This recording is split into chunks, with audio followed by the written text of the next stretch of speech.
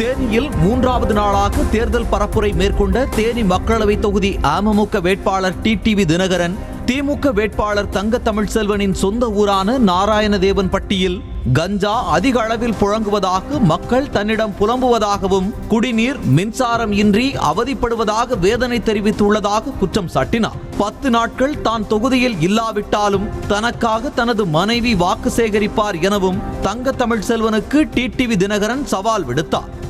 நம்ம ரத்தத்தில் திமுக எதிர்ப்பு சக்தியை தலைவரும் அம்மா ஊட்டி இருக்கிறார்கள்.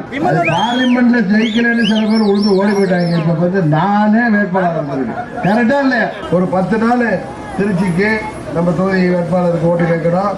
கூட்டணி கட்சிகளுக்கெல்லாம் ஓட்டு கேட்டு திருப்பி வந்துடுவேன். அது வரைக்கும் எனது இல்லத்தரசி வந்திருக்கிறார். அவர் அவங்க வீட்டுக்காரம்மா இருக்கப்பா விட மாட்டேன்.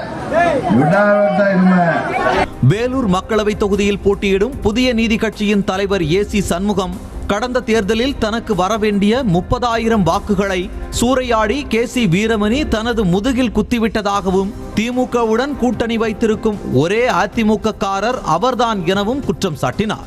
ஏசிஎஸ் இரட்டை இலையால் எம்ஜிஆரால் அடையாளம் காட்டப்பட்டவர், இரட்டையால் வளர்க்கப்பட்டவர். அவர் இப்ப இரட்டை இலைக்கு துரோகம் செய்யறார் அப்படின்னு சொல்லி கேசி வீரமணி ஒரு இடத்துல சொல்லியிருக்காரு. வேலூரிலே 2014 தாமரை சின்னத்திற்கும் இரட்டை இலைக்கும் தான் போட்டி. 1400 வாக்குகள் தான் குறைவு எனக்கு. ஆனால் அதே நான் அதிமுகவில் நிற்கும்போது எனக்கு எவ்வளவு வர வேண்டும்? இரட்டை இலைக்கும் 1400.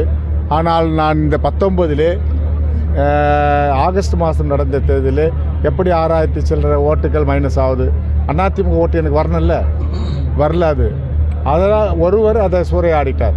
இந்தியாவிலே தமிழ்நாட்டிலே திமுகவும் அதிமுகவும் கூட்டணி வைத்திருக்கின்ற ஒரே கட்சி ஒரே இது நம்முடைய ஜோலார்பேட்டை தான். காஞ்சிபுரம் மாவட்டம் உத்திரமேரூரில் காஞ்சிபுரம் தனி தொகுதி அதிமுக வேட்பாளர் ராஜசேகரை ஆதரித்து பேசிய அதிமுக முன்னாள் அமைச்சர் வளர்மதி திமுக அரசு கொடுத்த 1000 ரூபாய் பெண்கள் தலையில் 1 முழம் பூ வைத்துக் கொள்ள கூட பயன்படவில்லை என்றும் திருவிழா வித்தைக்காரன்களைப் போல் ஏமாற்றுபவர்கள்தான் திமுகவினர் என விமர்சித்தார்.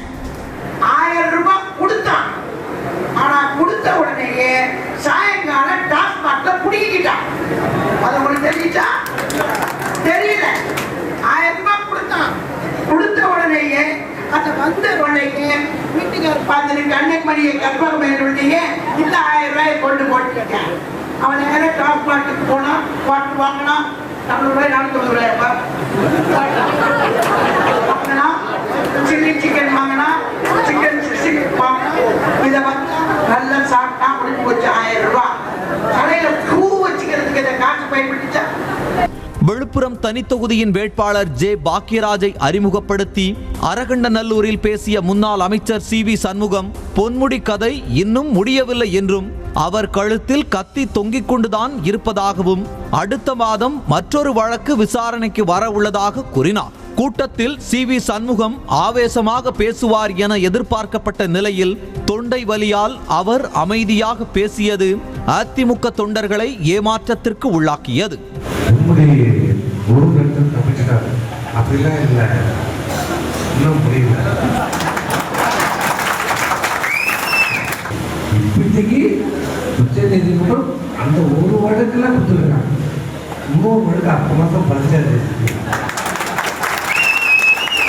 கடலூர் மாவட்டம் சிதம்பரத்தில் பேசிய விசிக வேட்பாளர் தொல் திருமாவளவன் தமிழ்நாட்டில் திமுக அதிமுக இடையேதான் போட்டி என்றும் பாஜக 0 என்றார். பாஜகவை வளர்க்க பாமக துணை போவதாக கூறிய திருமாவளவன் அமைச்சர் MRK பன்னீர்செல்வம் கடலூரில் தம்பியை வெற்றி பெற செய்ய வேண்டியதோடு தர்மபுரியில் அக்காவை தோற்கடிக்க செய்ய வேண்டும் என்று பேசினார். தமிழ்நாட்டிலே திமுகவுக்கும் அதிமுகவுக்கும் தான் போட்டி. பிஜேபி 0. தமிழ்நாட்டில் பிஜேபிக்கு ஒன்றும் கிடையாது. நாளைக்கு பிஜேபி வாங்க போகிற வாக்குகள் எல்லாம் பாமகவால் கிடைத்த வாக்குகளாக இருக்குமே தவிர அந்த கூட்டணியில் சேர்ந்திருக்கிற சமூக வாக்கு வங்கி கொண்டவர்களின் வாக்குகளாக இருக்குமே தவிர அது பிஜேபி வாக்கு கிடையாது. அவர்களை வளர்ப்பதற்கு பாமக துணை போகிறது. நம்முடைய அன்பு வேட்பாளர் விஷ்ணு பிரசாத் அவர்கள் உங்களுக்கு யார் என்று தெரியும். மருத்துவர் அன்புமணி அவர்களின் துணைவியார் இருக்கிறாரே, தருமபுரியில் போட்டியிடுகிற சௌமியா, இவருடைய உடன் பிறந்த அக்கா. அண்ணன் அவர்களுக்கு ஒரு நெருக்கடி, நம்முடைய மாண்புமிகு அமைச்சர் MRK அவர்களுக்கு என்ன நெருக்கடி என்றால், தம்பியை வெற்றி பெற வைக்க வேண்டும், அக்காவை தோற்கடிக்க வேண்டும். செய்திகளை உடனுக்குடனும் துல்லியமாகவும் தெரிந்து கொள்ள சப்ஸ்கிரைப் பண்ணுங்க.